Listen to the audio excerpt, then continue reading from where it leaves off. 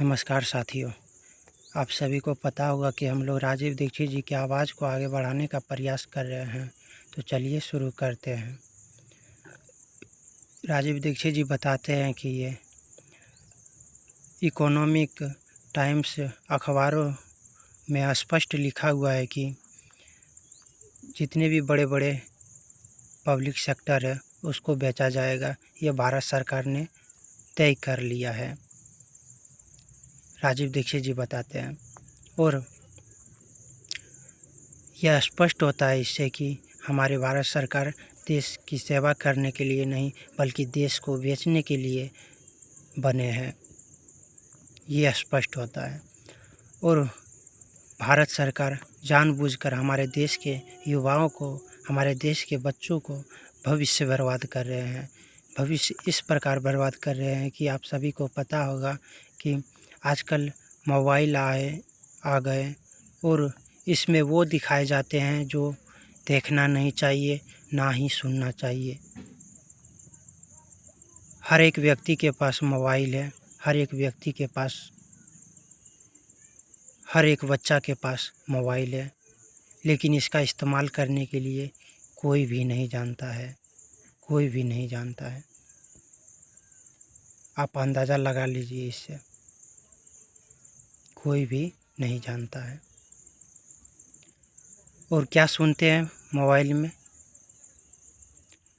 सुनते हैं ये कि चोली के पीछे क्या है।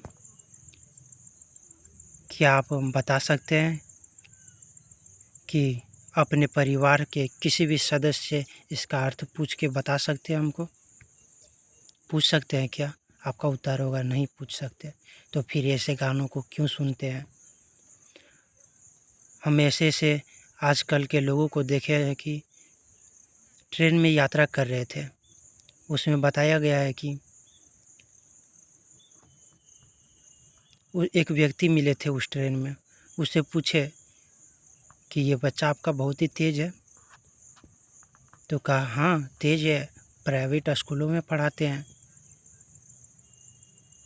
तो मैंने कहा जब आप प्राइवेट स्कूलों में पढ़ाते हैं तो खर्चा भी होता होगा? कहा हाँ खर्चा होता है। बोले कितना होता है? तो कहा 5,000। अब सोच लीजिए 5,000 खर्चा करके उस ट्रेन में, पता है एक छोटा सा जियो का मोबाइल था, उसमें गाना सुना रहा था। बहुत ही अभद्र गाना सुना रहे थे, उसको बोलने में भी शर्म आ रहा है हमको। इस प्रकार के गाने आजकल आ गए हैं। भोजपुरी को ये तहस नहस कर दिए। अब वो अपने बच्चों को सुना रहे थे। हम बोले कि इतना खर्चा करने के बावजूद भी आप इतना खर्चा कर रहे हैं तो अपने बच्चों का संस्कार भी अच्छा होगा। कहा हाँ। तो बोले कि आप अपने बच्चों को जानबूझकर इस प्रकार का गाना क्यों सुना रहे हैं, जिसका अर्थ भी नहीं बता सकते हैं अपने बच्चों का, इस प्रकार के गाना क्यों सुना रहे हैं? आप समझ सकते हैं हमारा देश कहाँ जा रहा है, किस ओर जा रहा है। जहाँ अपने बच्चों को उस गाने का अर्थ भी नहीं बता सकते हैं, वहाँ ऐसे ऐसे गानों का सुनाया जा रहा है अपने ही बच्चों को। हमने देखा है हर एक गांव, हर एक मोहल्ले में हमने देखा है इस प्रकार की घटना। हर जगह भोजपुरी गाना बज रहा है और क्या, अपने सुन ही रहा है और डीजे बजाकर दूसरों को भी परेशान किया जा रहा है, जिसका अर्थ भी नहीं पूछ सकते। वो समाज के सामने डीजे बजा के गाना सुन रहे हैं और उस पर डांस भी कर रहे हैं। इससे दुर्भाग्य की और क्या बात हो सकता है, आप ही बताइए, और क्या हो सकता है। एक समय हुआ करता था,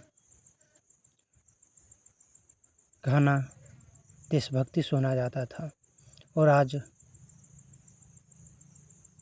इस प्रकार के गाने आते हैं और इस प्रकार के गानों को हम लोगों के सामने प्रस्तुत करते हैं, जिसका अर्थ भी किसी को बता नहीं सकते हैं, सुनने में भी शर्मा रहा है।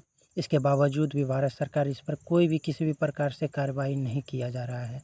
ये हमको बहुत ही आश्चर्य लगा, और राजीव दीक्षित जी बताते हैं कि जितने भी बच्चे हैं, 3 साल के बच्चे से पूछे, बोले कि आपका हीरो क्या है? तो उन्होंने बोला, उस बच्चे से पूछा आपका हीरो कौन है? तो उस बच्चे ने जवाब दिया कि संजय दत्त। तो राजीव दीक्षित जी ने कहा भगत सिंह, उधम सिंह, चंद्रशेखर आज़ाद, महात्मा गांधी क्यों नहीं है? तो कहा कि नहीं, संजय दत्त 25 मंजिले से कूद जाते हैं, वो एक घुस्से मारते हैं तो व्यक्ति उड़ जाते हैं। आप समझ सकते हैं हमारे बच्चों को किस प्रकार से भविष्य बर्बाद किया जा रहा है, आप इसी से अंदाज़ा लगा सकते हैं। तो राजीव दीक्षित जी ने बहुत ही प्रेम से बोले, कहे कि इतने ही ताकतवर थे आपका हीरो, तो फिर 2 सालों तक मुंबई जेल में क्यों बंद रहे? तो कहा, उस बच्चे ने, बहुत ही गौर से सुनिएगा, उस बच्चे ने कहा 2 सालों तक जेल में बंद रहा, 2 सालों तक, इसका मतलब जितने भी जो भी दिखाते हैं सब झूठ है? तो राजीव दीक्षित जी ने कहा हाँ, सभी के सभी झूठ है। आप अंदाज़ा लगा सकते हैं, कोई भी बच्चा, 5 साल का बच्चा अगर 20 साल तक 5 घंटे मोबाइल देखे तो उसमें 33,000 हत्याएं और 72,000 रेप्स देखते हैं। आप अंदाज़ा लगा सकते हैं। जब एक बच्चा चंद्रशेखर के नाटक को सुनकर, देखकर सत्यवादी बन सकता है, तो आप समझ सकते हैं कि जो बच्चा 33,000 हत्याएं और 72,000 रेप देखते हैं, उस बच्चे पर क्या प्रभाव पड़ सकता है, आप ही बता दीजिए। और ये देखने को मिलता है, इसका परिणाम क्या पता है? देखने में ये मिलता है कि हमारे देश में कोई भी कुछ भी किसी भी प्रकार से कुछ भी हो, कोई भी आवाज़ नहीं उठा सकते, क्योंकि डर लगता है, एक डर पैदा हो जाता है, क्षमता नहीं रहता है कि वो व्यक्ति समाज के लिए लड़े, आवाज़ उठाए, देश के हित के बारे में चर्चा करे, क्षमता नहीं रह जाता है। इसीलिए अपने बच्चों से एक ही काम कीजिए कि वो अपने बच्चों को मोबाइल नहीं दीजिए। आजकल हर एक बच्चे के पास मोबाइल है, और एक बहुत ही खतरनाक और बहुत ही ख़राब ऐप्स है जिसका नाम है, और गेम है जिसका नाम है फ्री फायर। ये बहुत ही ख़राब है, ये बच्चों को भविष्य बर्बाद करने में महत्वपूर्ण भूमिका निभा रहे हैं, और भारत सरकार इस पर किसी भी प्रकार से कार्रवाई नहीं किया जा रहा है, जबकि करना चाहिए। हमारे देश के भविष्य के लिए तो कुछ करना चाहिए, हमारे देश के भविष्य के लिए तो कुछ करना चाहिए। हमारे बच्चे का भविष्य बर्बाद हो रहा है, इसके बावजूद भी हमारे भारत सरकार किसी भी प्रकार से कोई एक्शन नहीं लिया जा रहा है।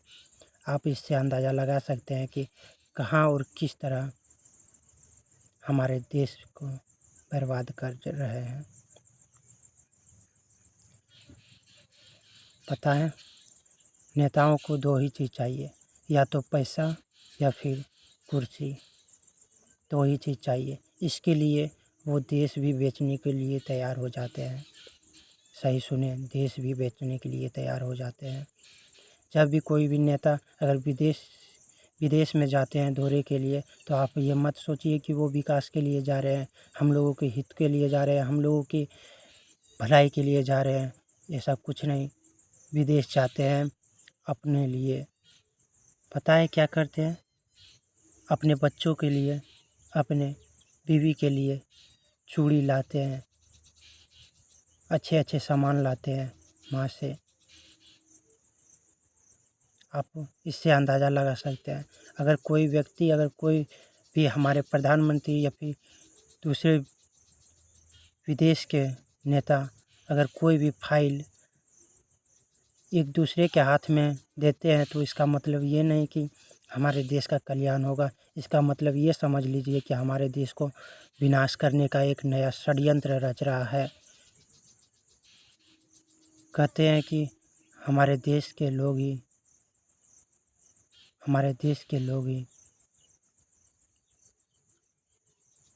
चला रहे हैं ये देश को। हमारे देश की जनता ही हमारे देश को चला रहे हैं। और कहते हैं कि जितने भी नेता हैं ये सब सेवक है, मालिक है हमारे देश की जनता। तो फिर हमारे देश की जनता को वो फाइल क्यों नहीं दिखाए जाते हैं जो फाइल एक दूसरे के हाथ में देते हैं विदेश में, और वो भी हंसते हुए। हमारे देश में तो जनता भगवान होते हैं, मालिक होते हैं, उन्हें तो दिखाना चाहिए वो फाइल को ना, दिखाना चाहिए कि क्या है उस फाइल में, लेकिन कुछ भी नहीं दिखाते हैं। आप इससे अंदाज़ा लगा सकते हैं कि देश हमारा किस ओर बढ़ रहा है। हमारे देश को बेचने के लिए ये लोग किसी भी हद तक जा सकते हैं। मीर जाफ़र कुर्सी के लिए हमारे देश को के साथ गद्दारी किया और हमारे देश दूसरे देशों का, विदेशों में का सौंप दिया। आप समझ सकते हैं, इससे अंदाज़ा लगा सकते हैं हमारे देश किस ओर जा रहा है। और सरकार से मांग कीजिए, और सभी लोग, जितने भी लोग हैं, आवाज़ उठाना शुरू कर दीजिए। पता है नेपाल में एक बहुत ही महत्वपूर्ण घटना घटा। घटना ये था कि वहाँ भी भ्रष्टाचार होते थे, सभी लोग चुप रहा करते थे, और अचानक एक एक्शन लिया गया नेपाल के सरकार के द्वारा। क्या एक्शन था कि सोशल मीडिया बैन हो जाएगा इस देश में, और बैन कर दिया गया उस देश में। जब बैन हुआ तो एक नया खेल देखने को मिला। खेल ये था कि वहाँ के हर एक युवा, हर एक व्यक्ति, सभी लोग विद्रोह करने लगा। सभी लोग महात्मा गांधी और भगत सिंह, सुभाष चंद्र जी बन गए। इसीलिए हम कहते हैं